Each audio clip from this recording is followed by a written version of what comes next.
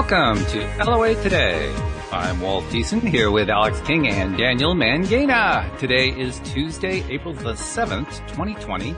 It's 4 p.m. New York time. Wherever you are in the world, thanks for joining us for another episode of LOA Today, your daily dose of happy. And I'm happy because Alex has her flashing unicorn headphones on, and Daniel actually was happy that he was here ahead of schedule, which was great. I've got my Hawaii background. I mean, all is right with the world right now. Agreed. It's a very good thing. And I actually do have a topic in mind. I gave Alex a quick heads up about it. Daniel, I haven't told you about it yet. But it's tying into, well, as usual, of course, it ties into what's going on in current events with the pandemic and so forth. I'm seeing more and more people repeat a phrase, and every time they repeat it, I cringe inside because I recognize that there's stuff that they are overlooking.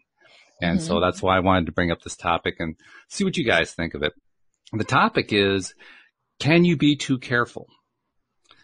And there are a lot of people who are saying, particularly in the midst of this pandemic, you can't be too careful. You have to take all these steps to be as careful as you can possibly be.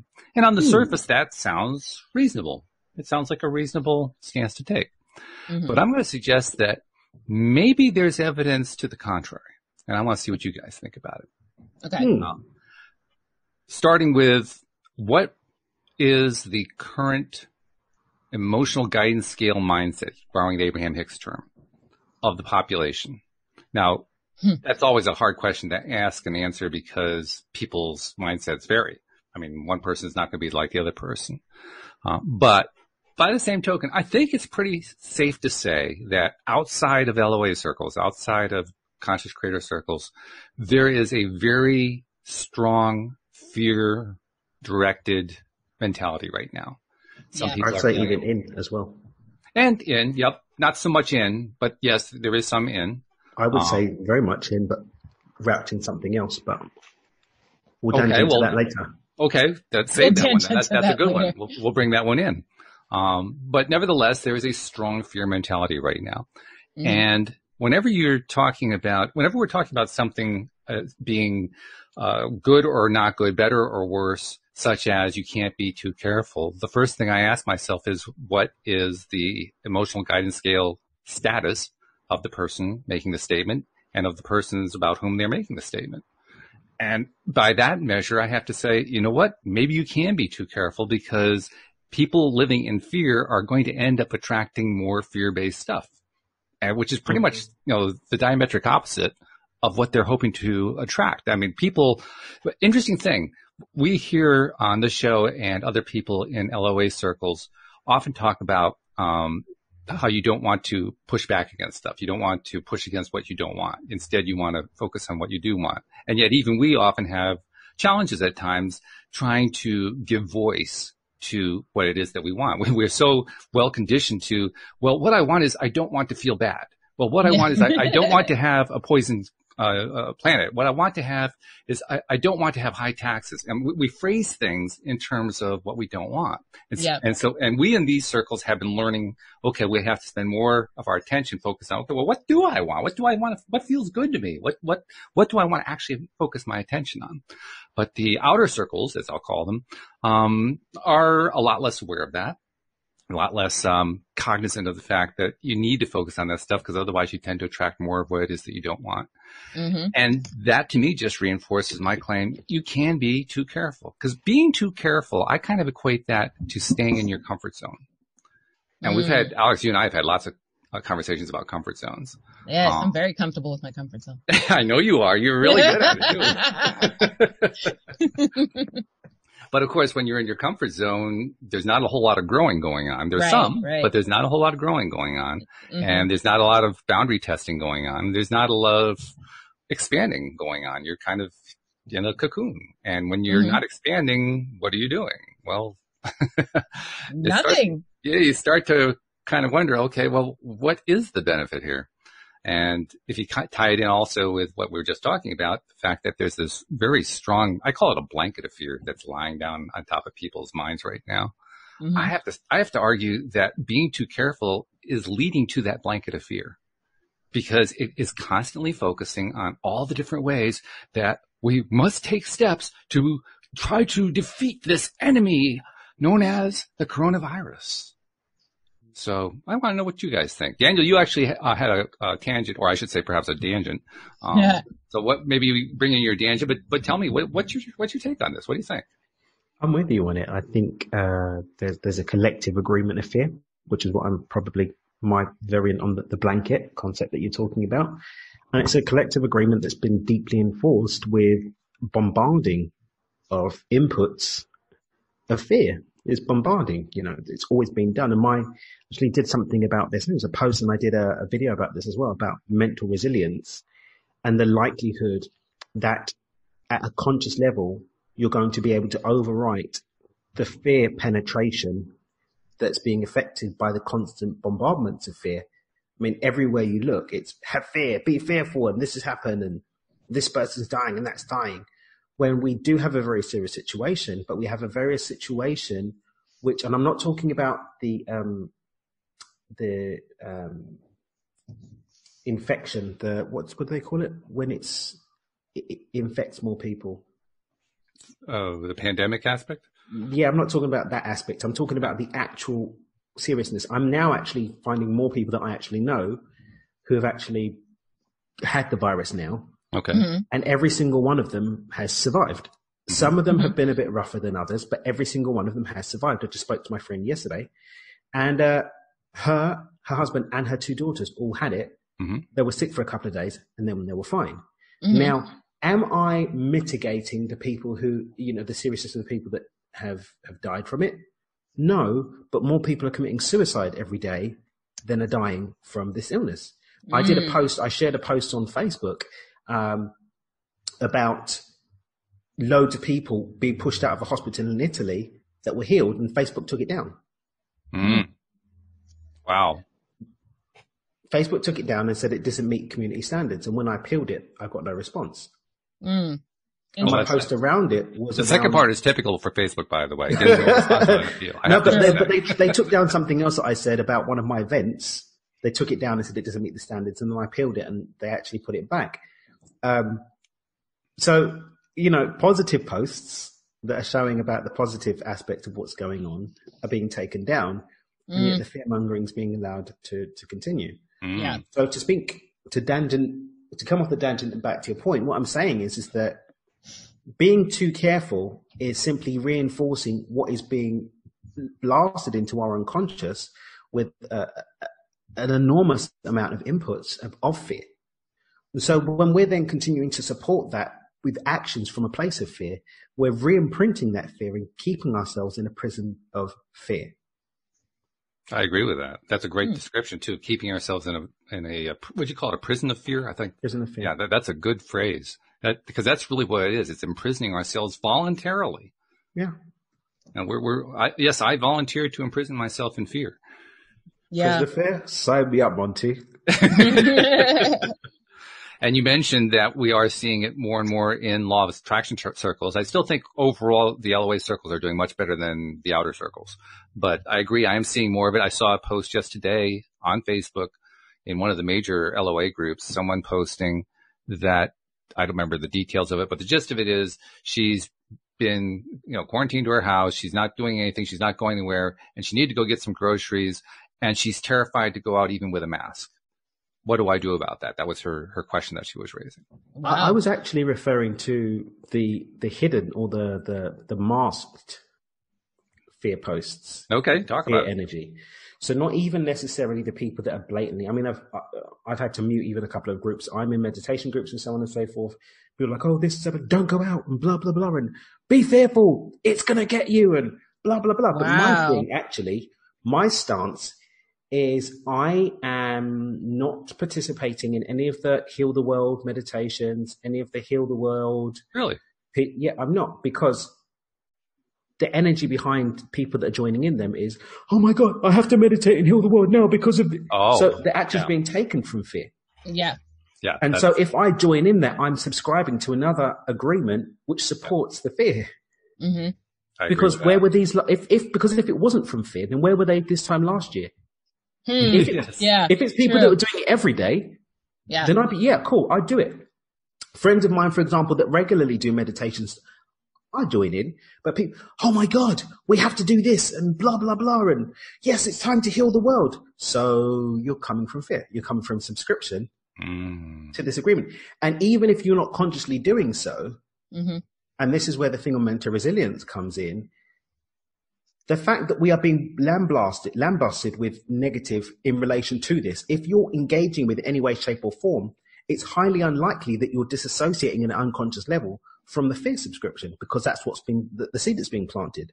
So regardless of whether you're using sunflower food on the seeds, if it's weeds, the seeds that are planted, seeds of weeds, and that's what's going to come up. Yeah.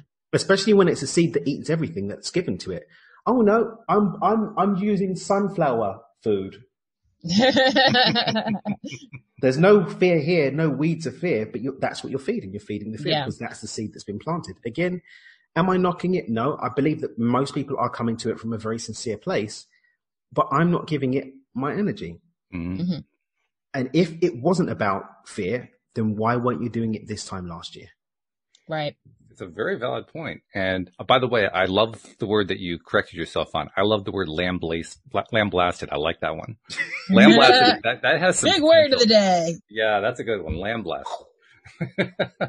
But I agree with you. I think that it's important to recognize what the vibration of the thing is that you're latching onto before you latch onto it. Yeah. Not listen to the word. This is where I think it gets a little bit tricky. People advocate, be careful about your words, including some very good friends of mine. And I understand what they're saying, but I think first and foremost, you have to pay attention to what the vibration is, what the feel is of it. And then the vibration of it that powers it. Yeah. That's what, I mean, I use this example even in my workshops all the time. I love you. I hate you. Like the words are just a medium of transmission of the energy. That's all words are. Words are a medium of transmitting the energy. So I can tell Olga, I love you, I love you, I love you. If there's no love behind it, then it's not going to be felt or communicated on the other side. Right? It's the same thing. Like with Ariana was being naughty yesterday, and I caught myself wanting to tell her off. And I was like, well, first and foremost, it's not really going to do anything because she's stubborn as fudge. But if I'm going to speak to her, I need to make sure that I'm locked in here, because kids are really, really sensitive to energy. So I need to lock in here so that when I am speaking to her, she actually feels I'm lovingly speaking to her, versus being the agent of doom that's telling her off for something that she's probably not, even though she's really, really clever, not quite caught on to analyzing and formulating to be incorrect behavior. She's learning the boundaries of it. So being in the space and the energy that we're in when we make those statements means much more than the words themselves. Words are nothing without the energetic content. They're empty shells. Okay, so Daniel, you and I have both logged in and given our opinions. Alex, what's your take on this? Where are you sitting with all this? I've been busy hashtagging everything. So, so many words are coming up. I'm like, wait, what? Wait, hold on. How do you spell that? So she's been doing her job. Yeah, my bad. But I agree with Daniel. I'm not subscribing to any of the fear mongering that's going on right now. And like I've told you guys before, I'm just not acknowledging any of the negative stuff that's going on. So like, people come at me like, oh, do you hear so-and-so died? I'm like, I don't know them. I don't care. No offense to the person that died, but sorry, not sorry. It's just too much where no one's reporting on the people that are surviving. That's my whole thing. So I'm like, once we start doing that, I'll watch the news for that. But other than that, no, I'm good. I'm not even posting, funny memes anymore, because it's giving it energy. That's what I did. I realized that caught me too. It's contributing to it. So I stopped. Yeah. I'm just not giving it any energy at all whatsoever. I laugh at them in private instead. Yes. I laugh at them in private, but I do not share. I will keep this virus of laughter. It's a laughter pandemic. Now that's a pandemic I want to attend. Yes. I love that one. That's all day, every day. Absolutely. That's a good one. I like that one a lot. Yeah. I think we're onto something here. And by the way, with that one post that I mentioned where the young lady was expressing the fact that she was basically traumatized. She was traumatized about going to the store, because she was just afraid of going in the store, even if she had taken all the the precautions. If she had taken every step that you can take to be careful, to my mind, she was in that place of having been too careful. She had basically put herself into a bad space by trying to do all the things that made her too careful. Now, that's not the way I expressed it to her. When I expressed it in my response to her, I said, well, you traumatize yourself. Stop watching the news. Stop paying attention. I was just going to say that. Stop doing all that stuff and start spending all your time focusing on what you enjoy. And I've gotten a whole bunch of people liking that one. Yeah. But, I'm not going to tell her that, she set herself up this way. What if she listens to the show? She's like, he told my secrets. It's not really a secret if you post it. Well, this is true. It's on social media. Secret. Yeah, if it's on social media, it's there for everyone to discuss. That's true. I was going to say though, but it's like you said, even if we take precautions, but do so from a place of fear, then we're still creating the fear. Yeah. It's like what I've noticed I've noticed that in a big way for myself from the very beginning, because I took precautions from the beginning, but my precautions were pretty much what I do all the time. It's kind of like Cindy Chavez and I had a conversation about it after one of the shows. She says, what are you doing? And I said, well, I kind of made the decision I wasn't going to go over to the local senior citizens center and sneeze all over everybody, but I kind of do that all the time anyway. Nice so it wasn't a big step to take, because I normally do that. You didn't have that in your schedule anyway, so. That's right. I mean, there's something that one of the lines I love from the guides that Paul Selig channels is like, if it's raining, wear a raincoat. Yeah, exactly. Mm-hmm. So when there actually is a disease that's running around, a virus that's running around, I will take necessary precaution, but I do so because it's a sensible thing to do. If it's raining, wear your raincoat. I'm not doing it because, oh my God, if I don't, I'm going to die. And I must do this and I must do that. And if I don't do this and that and blah, blah, blah, blah. So, I wash my hands. Yeah. All right. What human wasn't washing their hands in the first place? This is if I sneeze, I do it into this. Right. I'm not going to go and breathe in the air of someone who has just sneezed. Yeah. Have I upped my supported my immune system with more vitamins? I pretty much take care of it anyway, but have I been a bit extra careful with that? Yes, because it's sensible. If it's raining, wear your raincoat. But I'm doing so because it's sensible and not from a place of fear. If you do all of the precautions but do so from a place of fear, you're still going to get sick. Mm-hmm. It's as simple as that. And if you take no precautions but do so from complete detachment to the situation, then it's impossible for you to get sick because you're not operating at the frequency of the illness. The laws of the universe didn't change because of COVID-19. That's exactly right. You can only experience what your vibrational match to.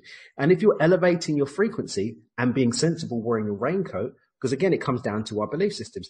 If you believe genuinely, and I'm not saying what you want to believe, but you actually believe that your frequency alone can transmute and translate into anything, then just laughing all day is going to keep you fit and healthy. Mm-hmm. Yeah. Because our minds are creating the filter through which we witness our reality. And if that filter includes raising my vibration, being sufficient antidote or sufficient vaccination against this virus, then you're going to be fine. However, if in the midst of this pandemic of fear, you're subscribing to it, you're soaking it up, then at an unconscious level, you are opening yourself up to it. Mm-hmm. And the nonsense off. Hey, I just wanted to let you guys know, Josephine commented in the live stream, she says, Dan and Alex, you guys are so funny, you should do stand-up. So I'm just saying. Been there, done that. Got many T-shirts.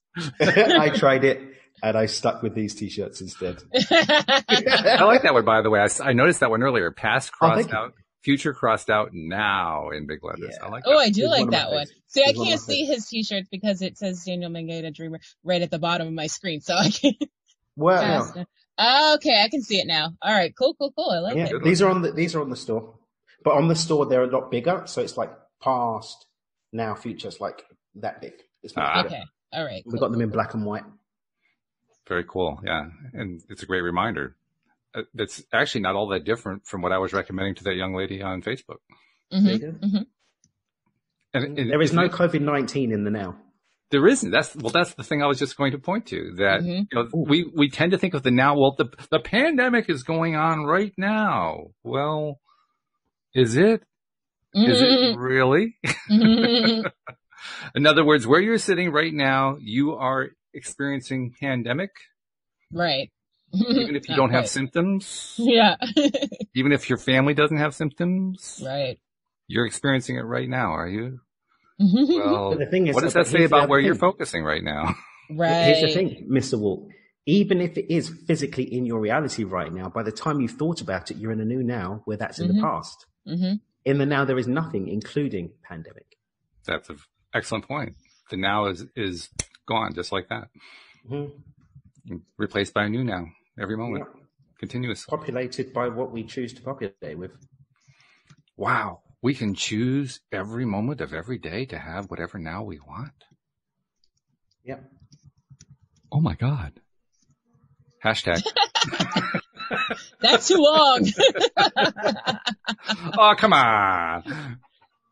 So, all right. So I think we're in agreement. You can be too careful. And I think there are a lot of other ways we can talk about this too outside of pandemics. I mean, it happens in so many different aspects of life. People who, well, heck, a large portion of my own life was stuck in the realm of playing it too safe.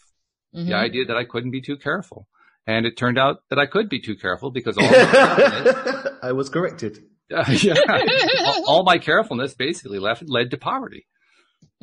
That's where it took me because I didn't take any dangerous moves. I didn't take any risks. I just was safe because you couldn't be too careful. And should have lived in the now. We almost went belly up. I mean, that's how bad it got. So fortunately, I discovered the law of attraction and started changing things around. But nevertheless, you know, you can be too careful. It is possible. Yep. People, it's one of the biggest challenges that life coaches have. And Daniel, you do some coaching too, so you probably experienced this with some of your clients. How, you know, people get themselves into those comfort zones. They don't want to climb out of the comfort zones, and they don't realize, first of all, that the comfort zones aren't all that comfortable. And second of all, until they're willing to climb out and, you know, take the risk, they're actually going to continue to decline. They're actually going to move further away from their goals. And the other thing as well is that the discomfort of the uncomfortable place may be what they find comfortable. Yeah, that's right. Yeah. And unless you're ready to break free from that, then it's not going to happen. And sometimes people lose sight of the fact that the comfort with the discomfort isn't always a conscious desire. So consciously they could want to break free, but unless at an unconscious level, they truly desire to break free from it, then they're not, because the mind doesn't lose. The unconscious operation, the unconscious blueprint is always going to win out. That is what energy is responding to in building out the building of our lives, the house of our reality. It's been built on the unconscious blueprint, not the conscious edits that were sent in a language that's different to the builders. The blueprint's written in Japanese, but you're talking in Spanish. I would like some abundance. Yo quiero dinero, por favor. And it's like, arigato. Just carry on with the poverty. This guy's speaking some funny language. Arigato. That's literally what's going on for so many. So right. I find it hilarious, to be honest. It is hilarious. It's also kind of sad, but like you said a moment ago, it's poignant that people do find that uncomfortable comfort zone to be comfortable. I mean, that is a very common response, a very common reaction, but I do feel comfortable. And it kind of makes me wonder just how much in touch they are with themselves. You know, because they've come to a conclusion that they like what they don't like, which is, by the way, talk about pandemics. There's a pandemic. That's been going on for decades. But if they're comfortable, they don't really not like it. But they think they don't like it. But again, I think this is one of the beautiful things of looking to the fact that we are holistic beings operating at different levels of density. And each level of density has the opportunity of choice, of alignment to one way or another. But the discombobulation that happens when there's no alignment between the two, everything just reverts back to default, and that default will always be the blueprint, ultimately.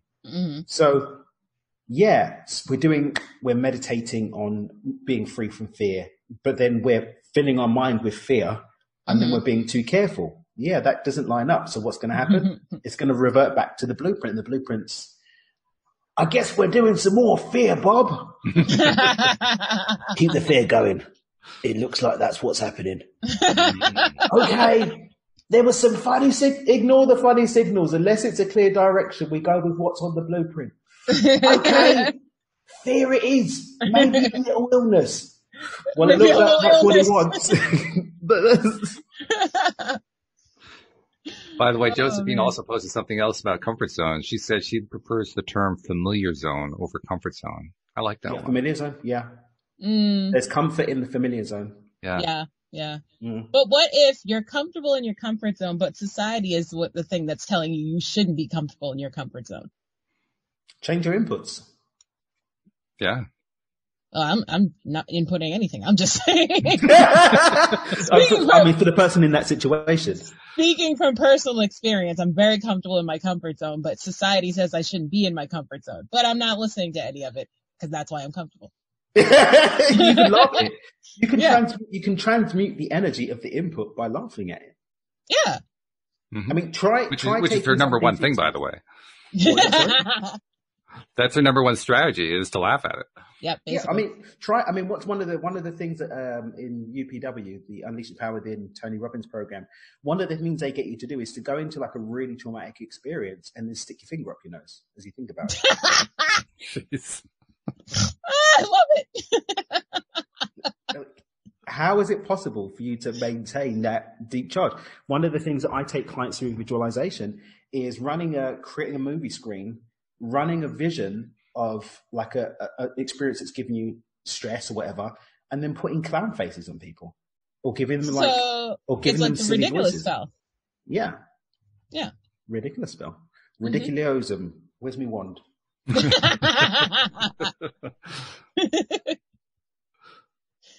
Oh man, ridiculous. Exactly. All we need is what's that character that can change shapes? What's it called? Begins with a B, doesn't it? Boggart. A Boggart, yeah. Yeah. All we need is a Boggart to practice on. Yeah, exactly. I don't know what's going on. Harry Potter, man. You just haven't watched enough Harry Potter or read enough Harry Potter books, that's all. Okay, I'm gonna watch the Harry Potters all again. Yeah. It's actually a great example of what you were just talking about. It's the scene where there's which movie? Good question. They all kind of blend together as one because I watched them as a series. I think it's the third one actually. Is it? If it's the scene that I'm thinking about if you're telling the scene that I'm thinking about, it's the third one. Well, it's also in Fantastic Beasts also. So that's true, yeah. It could be either one. But yeah, so they take this magical creature and it can turn into anything. It's supposed to turn into anything that you're afraid of. Right. So it turns into something you're afraid of. You say ridiculous, and that's the spell to turn it into something hilarious. So basically take the fear away from it. Yeah. Got it. Yeah. And that's the third movie. Yeah. Oh, is it? Okay. Which is actually my favorite of all 8, excuse me. I like 5. 5 is pretty good. Is that I also like Half-Blood Prince is 6. Yep. So 5 is Prisoner of Azkaban? No, that's no. Yeah. 5 is The Order of the Phoenix. Yeah. I really, really thought that I was gonna be like, here's my Harry Potter knowledge. I feel like being British, you should automatically be tuned in, but whatever. It's not my business. Technically, she's Scottish, so. Ooh! Yeah, but they're British though. Yeah, but she wants independence, so. Yeah, well, JK lives in Scotland, so it's okay. You know what? Whatever, guys. Any hoosers. Hey, hoodle. But getting back to the comfort / familiar zone, and I do like that phrase familiar zone because familiar zone. I'm comfortable with the comfort zone. To the familiar zone. I'm comfortable with the comfort zone and I'm unfamiliar with the familiar zone, so you're gonna stay with comfort zone. I'm gonna stay with comfort zone. Yeah. Okay. Well, no offense, Josephine. No offense. The beauty of choice. Yeah, yes. Absolutely. You go with the one that works for you. I just like familiar zone just because for me it kind of makes the issue more clear. It's easy to get confused about the comfort thing. Yeah, like you say, you're comfortable in the comfort zone, but that sounds like you're contradicting yourself. But if you're comfortable in a familiar zone, well, that makes more sense. Depends on who you're talking to. Well, yes. I mean, I'm saying it for me. I'm not saying. Yeah, exactly. You have to look at the way you're going to look at it. I mean, whatever's going to make you feel good, That's true. It's not up to me to make you think however you're going to think. I gave up a long time ago. We had like a couple conversations early on. I said, well, it's clear she wants to stay in her familiar zone, which she calls a comfort zone. So who am I to disagree? I won't disabuse her of it. It's up to her. Why would you disrupt my comfort? I'm comfortable. Does it bring you joy, do no harm? Does it bring me joy to do no harm, or do I do no harm? Yes. No, does it bring you joy and do no harm? Yes. Then rock the pockles on, I say. That's what I'm saying. Yeah. That's really what it comes down to is if the familiar zone is working in your favor, then stay familiar. All right. Yeah. If the familiar zone is working against you, maybe take another look at the familiar zone. And decide, okay, well, do I want this to be what's familiar? Exactly. Well, we just solved, like the problems of mankind in like one paragraph. That's pretty good. I mean, we solve world issues at least 1 hour a day. I'm just saying. Twice a week when I'm here. So. No doubt about that. So, okay, well, that was fun. A fun half hour talking about that. I think we kind of, finished it off in a pretty good way, I'd say. Hopefully, and by the way, any readers who have commentary that they want to share on the topic of, can you be too careful? We'd be glad to include it in future episodes. So just send it in, mail it in, or Facebook or Twitter or whatever. But moving on, well, first of all, I want to ask you guys, has there been anything new in your lives Daniel kind of touched on one thing. He said he's not paying attention to stuff on Facebook that he used to pay attention to because it's the wrong energy. So kind of along those same lines, are there other changes that you've made in order to make sure you're focused on what it is that you want? Because that's what happens in these kinds of scenarios. Talk about familiar or not familiar. The old familiar stuff leads us astray. So we have to kind of adjust. We have to make shifts in order to keep ourselves into that high vibration space. So I'm just curious, what other shifts have you guys made to stay in that high vibration space to keep going? I have made a conscious effort to post every day one thing I'm grateful for. Ooh. Yeah. I like it. Yeah. Having an attitude of gratitude. Yeah, exactly. Very Kenny says good. to me every day, your attitude determines your latitude, so you have to have gratitude. Ooh, nice. Ooh. Yeah. Very nice. Yeah. Alliterative too. You got a good egg there. I do, right? Yeah. Your attitude determines your latitude, so you better have an attitude of gratitude. Yep. I mean, he said it jokingly, like, you know what? I'm totally going to make our vows a TED Talk. And okay. So, yeah. That's different. So he was joking. He was like, your attitude determines your latitude. I was dying laughing. I was like, well, get out of here. No, come back. He always comes back. Yeah, manifestation. I've been doing simple things like a couple of days ago I was grateful for heating pads because I wasn't feeling well, and what was it, yesterday I was grateful for Amazon. Today I'm grateful for not having kids in this troubling times in the kingdom that we're going through.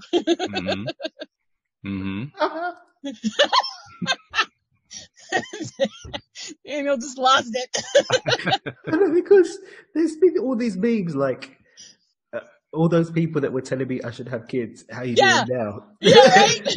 Exactly. What a time to have not done the adult thing and started a family. Like those memes. Yeah.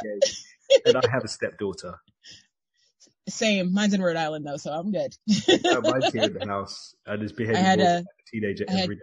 Oh, I had to contribute to her Fortnite fund. So she's going crazy.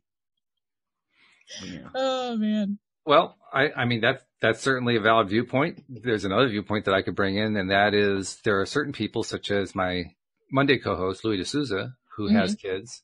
And he was talking yesterday about how he deals particularly with his 4-year-old. He also has I think it's a 12-year-old. But specifically how he deals with his 4-year-old. And basically, he lets her decide whatever, pretty much anything that she wants. He doesn't get in the way. I mean, he limits his interference to, if this next step is actually going to jump her off a cliff, he'll pull her back from the cliff. Okay. That kind of thing. But beyond that, he just lets her make her own decisions. And it in one sense, it's kind of created a monster because she is like a super independent, growing young woman who's just exploding into this magnificent adult over time. And she's 4. I mean, she hasn't even gotten there yet, you know? Wow. But she has just become a self-possessed, self-confident person who just keeps growing and growing. So, I mean, I think you can look at it either way. Is it glass half full or glass half empty? Well, it just depends on your perspective. Which way do you think and feel about it? You guys feel like, okay, you're glad you don't have kids. And so, well, that's right. You guys feel like, okay, you're glad you don't have the kids. And for you, that's a glass half full situation. So, oh, my glass is all the way full. Well, all right. Totally full then. Okay. All the way full. Maybe even over spilling the top, kind of drinking out of the table. But it's actually a pitcher, probably and a pitcher. Okay. Didn't we speak about parenting? We did. Yeah. Yeah, I remember. Mm-hmm. Because I'm like half on board with Louis. Mm-hmm.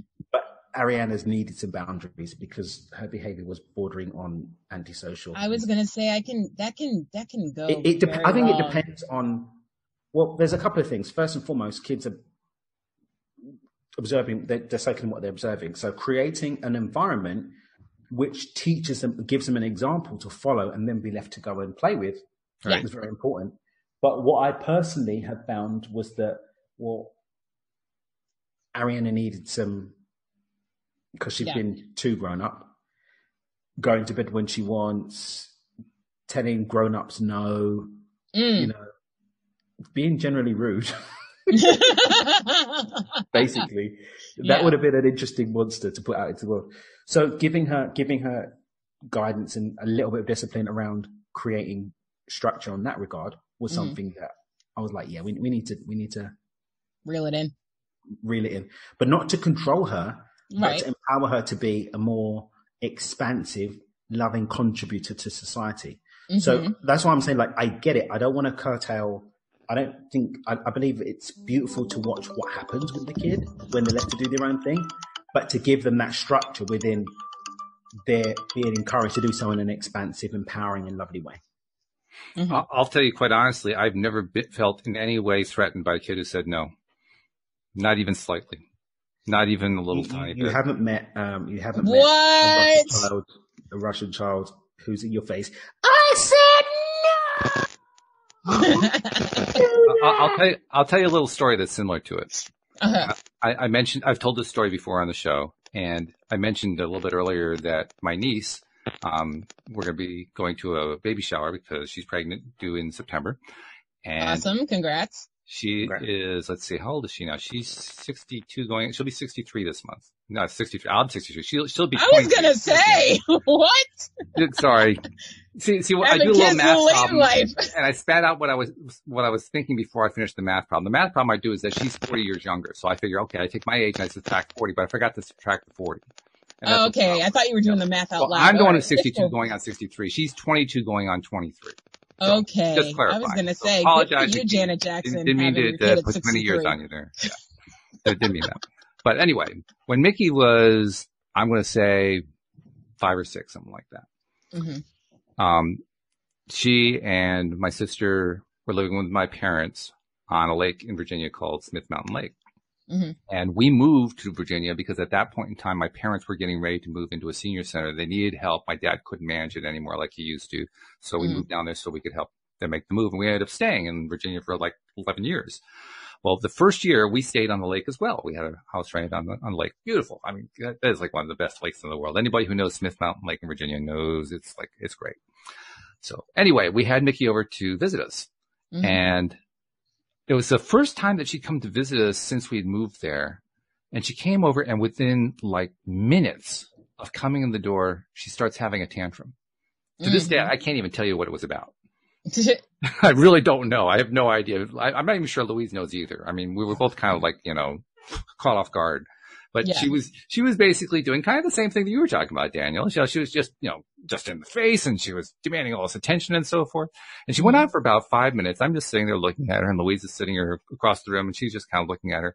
And then she finally reached a point where she took a breath. And when she took a breath, I turned to Louise and I said, "Is this working for you?" And Louise says, "No, not really. Is this working for you?" And I said, "No, it's not working for me either." We both looked at her. "It's not working for us." And that was the end of it. Mm-hmm. Yeah, that's Because not we sucked all the energy out of it. We just didn't buy into it. We didn't buy into it for a second. It was like, okay, well, you'll have fun, but we're not into this. So if you're looking to involve us, good luck. It's not going to happen. Mm. And that took all the interest away for her. To me, it's very similar to, I don't normally like to go political here, but I'm going to go political. It's very similar to dealing with Donald Trump. Whoa. Take a pause. Take a pause. Okay. Just talk about politics. I am. I'm talking about politics for a minute. Shock and awe. Shock and awe. Donald Trump has been labeled in a lot of different things, and I won't get into what all the labels are, but there's one thing that I can tell you for sure, 100% for sure about Donald Trump. He craves attention. Because he's a toddler. I won't go into the labels. I'm just saying. He craves I will. He absolutely craves attention. Everything, his entire method of operation is all about getting attention. Yep. Continuous attention. And from the moment that he took office, both Louise and I identified this really quickly. We realized what it takes to stop Donald Trump. Mm-hmm. And that is to stop paying attention to him. Yeah. Of course, that's not what has happened at all. No. The media, of course, have getting the attention. The more he has, acted up, the more the media have given him attention, and he loves that. And any time that they start taking attention away, he comes up with another way to throw another tantrum to get more attention thrown on him. I mean, it's this never-ending struggle. They don't seem to understand. People don't seem to understand. Even, people who are his political opponents don't seem to understand. If you want to stop Donald Trump, you stop paying attention to him. Yeah. And I actually had a conversation with somebody on one of these comment things under an article that was kind of related to this. And the guy responded to me by saying, I think the article was about how White House correspondents are cutting down on their coverage.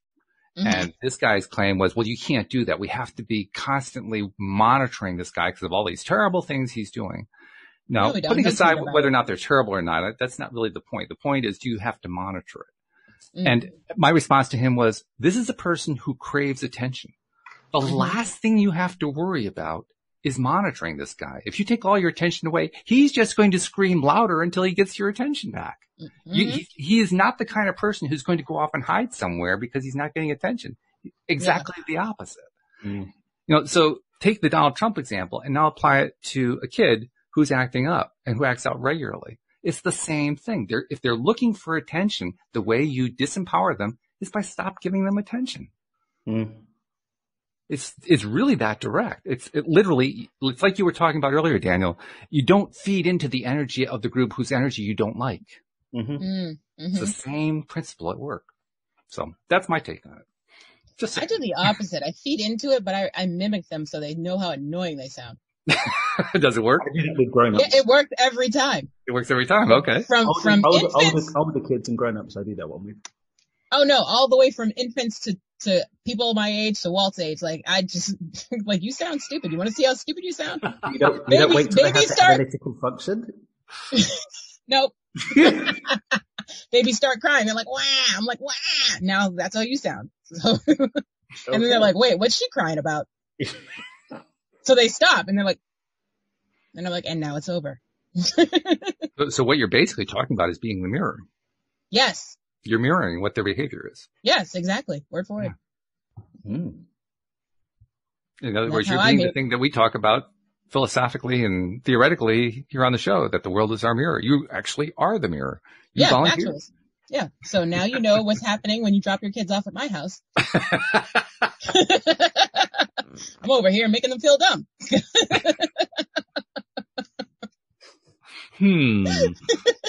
I have to think about that one for a little bit, but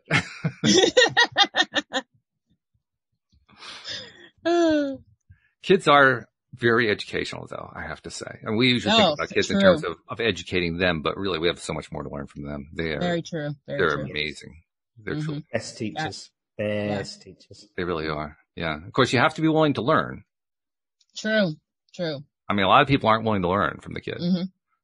So that is kind of like the stumbling block. You have to have at least an openness to consider the possibility. I feel a lot of that's going on right now with parents now using TikTok. All the 12-year-olds are teaching them how to do all the dances, and you do all the video memes and whatnot. Yeah, Unfortunately, you're talking about something I have no knowledge about, so you're going to have to clue me in a little bit here. I've heard of TikTok as a name, and that's about all I know about it. Okay, so TikTok is it's another app, and what it is, it's confusing to explain. Okay, so basically they take their 20-second videos. Sometimes they're audio of somebody else saying something or another song, and there's a viral dance that goes with it. So everyone's trying to do that dance and make their videos go viral. So a lot of parents are logging on to try to, hang out with their kids now. No, it's a sure way to kill off an app, but okay, so. What happened when all the parents got on Snapchat? Snapchat's still a thing. That's true. But it did drop. Yep. But that dropped because Instagram stole the story function. As soon as Instagram stole the story function, people were like, "Oh, I can do that on Instagram too." And the filters, and Facebook stole them too. Yeah, but Facebook own Instagram. True. Yeah.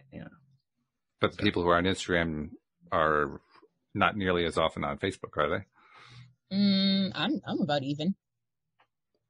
I think it depends. It depends on your. I think they say different demographics skew towards different platforms. Facebook has everybody. Yeah. And then Instagram has got like my generation, and then the younger ones, the tweens, were all on TikTok. But now everyone's on TikTok. Well, I disagree that they have everybody. I was doing, you can do advertising on Facebook, and I was using their advertising app to kind of get a sense of demographics, just along the lines of what you're talking about. And it turns out that particularly young women in the range of like 18 to 30, overwhelmingly on Instagram, almost non-existent on Facebook by comparison. Because they're taking selfies. Duh. And they're all Insta models. And influencers. Influencers, yes. Live the life you live. Yeah. So there's an example of how, well, they're not necessarily on Facebook, Actually, if I remember correctly, the particular demographic I was looking at that included that age group had something like 10 million people, 10 million young women on Instagram and 100,000 on Facebook. I mean, it was that big of a differential. I believe it. Yeah. So, I believe it. Interesting. Okay. Well, I think I've run out of my topics. What do you guys want to talk about? Well, actually, before we get to what you want to talk about, let's get the promos done, because I usually wait to the last second. I really don't want to wait to the last second. So today we're going to get them done a little bit earlier. So if you're not yet subscribed to the podcast, hey, you can see we get a lot of good stuff going on here. And we want you to be there 5 days a week listening to all of the stuff that we publish, because they all get right to your device as we publish them. So become a subscriber if you're not yet subscribed. If you're not sure how to do it, just go to the homepage of our website, loatoday.net. Instructions right at the top of the page. Click, and just like that, you are subscribed. And check us out on YouTube. How do they subscribe on YouTube, Alex? Well, you go to YouTube, search LOA Today podcast videos, and once you see our smiling faces, you can go down to the red subscribe button. Once you hit the red subscribe button, you can go to the, what is it, silver bell? The silver Click bell. All, so you will always be notified when we are live.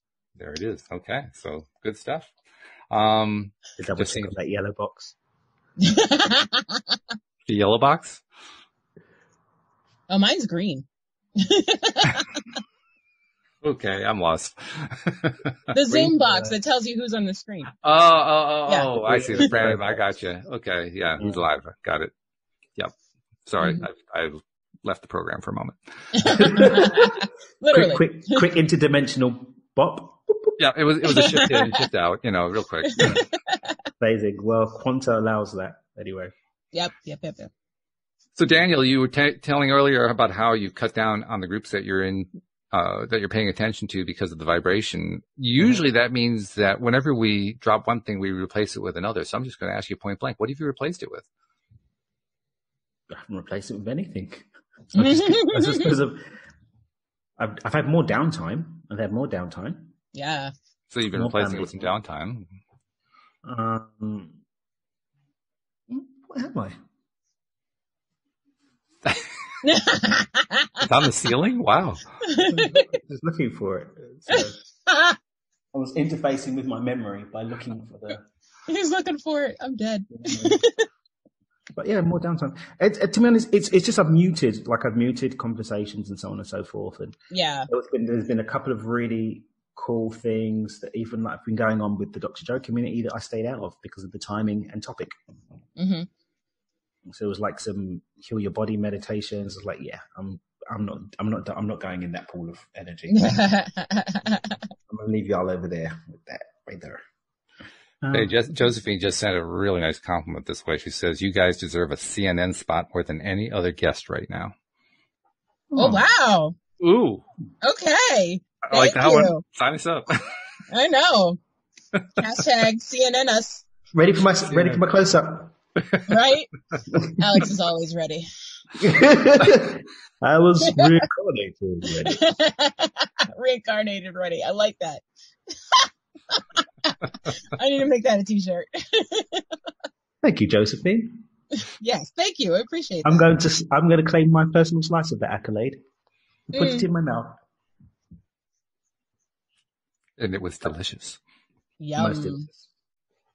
That's pretty nice though. I like that. And you know, that actually fits in beautifully with my own imaginings. Actually, that leads to a nice topic to kind of finish off the show for the last 10 minutes. Imaginings, things that we imagine, things that we're trying to attract, or maybe just things that we focus on in order to feel good.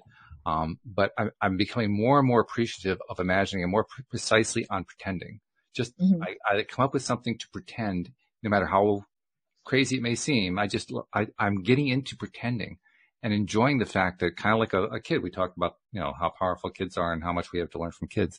Right. Kids can just imagine and pretend anything. You know, they can take a cardboard box and turn it into a fire engine or anything else that they can imagine. And they just pretend. It's a really good space to be in, that pretending space. Talk about, well, first of all, it's a great way to climb up that emotional guidance scale quickly within moments. At first, it wasn't happening that way. You know, at first I had to kind of work at it because, to be perfectly honest, I was out of practice. I hadn't been doing any creating along that line for a long time.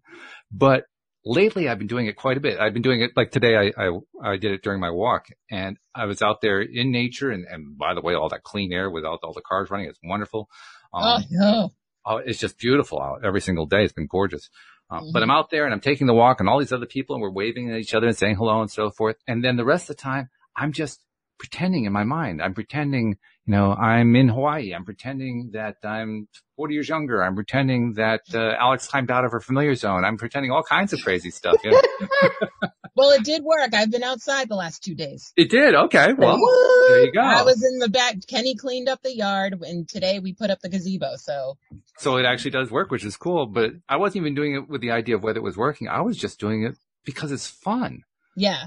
And when it's fun like that, I mean, I just climb up the scale so fast just by getting into that pretending zone, which is pretty cool. So I just wondered, you guys do anything like that? Have you been making that part of your thing lately? That's part of my daily practice, but I don't think it's pretending. I think it's creating. Yeah, well, it's basically the same thing. Sure. But I think that clarification of classification becomes a fine line between daydreaming and creating. Daydreaming and dreaming with your eyes open for me. Ooh. That's where dreaming, that's like a core difference between dreaming with your eyes open and dreaming. When I refer to that form of dreaming, I'm actually unfolding my world in advance through expectation that I cultivate through imagining or imagination. So I'm seeding my future with these visions that I'm calling in. I'm not seeing something. I'm having fun, experiencing in advance that which I'm declaring I'm going to experience in three-dimensional reality. And I guess what I'm asking is, how fun is it? I mean, you said just now you're having fun doing it, but the experience I'm getting is that it's really fun. I mean, it's like this major lift. Are you feeling it's a major lift? Well, yeah, because it has to be a major lift in order for it to have the creative. I mean, the vision is powered by the energy. That's how we plug it in. So that the energy is a thought frame, and that thought frame is given life through energy. And so fear, which we've been speaking about, people are feeding those thought frames with fear, and that's why they're getting, because the energy correlates with the scenery, they get the experience. So I want my life to be fun. I want it to be playful. That's what I've chosen. So when I'm injecting and plugging in that correlating experience, I'm allowing that alignment to start kick-starting and starting that ball rolling, getting the momentum going in the direction of that experience coming to me. It's one of the first points of alignment. That vision, that clear vision, then tuned in to an uplifting, powering correlated emotional signature, which I then cultivate deliberately. Then I choose to allow myself to mentally rehearse it, really feel that experience, which gives my mind openness to that possibility. And then I sharpen my life moment to moment, choice to choice, act to act in alignment with that vision. And that's what creates the connective tissue and allows it to be part of my world. It doesn't stop. And that's why I say stop meditating or stop dreaming. Dream with your eyes open. Okay, I don't open my eyes and then forget about it, or I've seeded it. It's going to happen. I call it in and claim it through my inputs and then the outputs of my action. Yeah. And it's cool to know that you can do it all day long. All day long. Because so often we do the other thing. All day long. Because like you were suggesting, very often people can just conclude, okay, I've seeded it. I don't need to do anything more. I'm done. Right. Or the intention behind I'm not doing anymore actually digs up that seed and plants another one. Yes, right. I think that's the point that people miss. If the reason why I'm not going to do it, if then I leave it and then I go into my world and start inputting with more things, subscribing to fear and tuning into an emotional signature, I unseed that previous one that I just spent 2 hours meditating that morning, going up my spiral doing, and plant a new one. And then I water that with my inputs, and then I water that with my outputs, and then wonder why but I was using sunflower. Where's my sunflower? Right. Why do I have weeds? You dug up the sunflower, planted weeds. And that's what happens. It's a great description. That's exactly what happens. And we discount that, don't we? There's so many people who first come into law of attraction thinking that it's only on what we might call the positive side that it occurs. But even when we learn it, so many of us just kind of fall back into that trap of, okay, I planted it. Now I'm going to start complaining about all this other stuff. Why didn't it show up? This is like a recurring pattern. Yeah. And then they're just unseeding it, putting the new seed in, and then watering that. Sunflower food. Now knob off. I can't wait to see how this one doesn't manifest. Sunflower food. Oh. Your neighbors must love you. That's all I can say. My neighbors? Yeah, when you're out watering your sunflowers. Oh, yeah. Sunflower food right here. Yeah. You got any more? You got some. Of course, in Daniel's case, he actually does get sunflowers because he's focused on sunflowers instead. Well, because he's planting sunflowers, that's why. That's the key, to actually plant the sunflower. Then his neighbor comes out and tries to do the same thing and ends up with weeds, and he doesn't understand what's going on. Exactly. I don't get it. No entiendo. ¿Qué haces aquí? I have a black thumb. I keep raising weeds. Oh, no. So, I actually got Daniel's input, but Alex, I haven't gotten your input yet. I'm sorry, what? I'm hashtagging. Gosh. Pretending, dreaming, creating. I was going to say, I like the amazement part of it. When it's like, when everything comes to fruition and then you're like, oh yeah, I wanted this a week ago.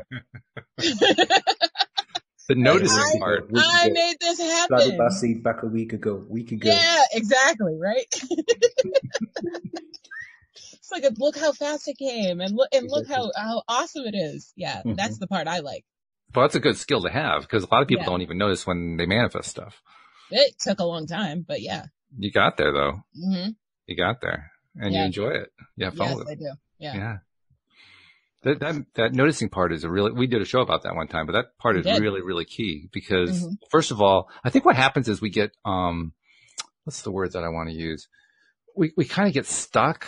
We kind of get, caught up in old thought patterns, and those old thought patterns say, well, the only thing that I should be manifesting is the stuff that I really like. So I'm not going to pay attention to the stuff that I don't like showing up because that's not the stuff that I want. And then the stuff that I don't like keeps showing up because I'm spending the rest of my time focusing on stuff that I don't like. And why does that stuff keep showing up? Because I keep watering the weeds? Well, wait a minute. Hold on. No. I just want the stuff that I like to show up. And then we're right back on the same problem of watering the weeds again. Cycle. Yeah. Gives new meaning to the words wash, rinse, and repeat. Yeah, definitely. It does. Well, okay. Well, this is an interesting show. We actually did 3 different segments on the show, but they're good. They all work really well. So I want to thank you guys so much for all your contributions. Arigato. Do we have? I can't remember. We don't have anybody scheduled for this Thursday, do we? There's been somebody I was communicating with, but I don't think I've shared any of that with you yet, and it's because I basically forgot about it. So what I do want to do is invite you guys. Daniel, you brought in a couple of guests a couple times, and she brought in. By the way, Josephine loved the fact that you brought your nieces in. She wants you to bring them again. Oh, they're dying to come in. They're like, so how many episodes can we do and how much are we getting paid? I was like, bro, chill out. Well, tell you what, come up with a topic for them to address. I mean, the I last will. one was a pretty challenging one, but we got a lot of free time right now, so. And something that we're going to actually be doing, I mean, Louis actually challenged Yona and I to do this after yesterday's show. He said, let's see if we can do an entire show without any reference at all to coronavirus. So to see if you can come up with a topic that has absolutely nothing to do with pandemics. Okay. That they can address, that we can ask them about, and they can maybe even tell stories about or whatever. And, we'll arrange to have them back. Not a problem. So I'm busy ignoring it anyway, so. And same for you, Daniel. I mean, you've brought in some really killer guests. So I'm basically trying to publicly encourage you, bring in some more because you brought in some really, really good guests. I will definitely keep my ear to the ground with more groovy guestings. Anything specific that you're interested in, or just anything LOA? Actually, anything that makes you feel good is going to be good. Yep, agree. Okay. Go with your gut. I'm going to find some of the funny people I know. Okay. Ooh. Yeah, we hate laughing. Yeah. I know. It's like it's the such a bottom drag. of my list. I know some pretty dope people. I'm gonna dig into the archives. Okay. Where are you?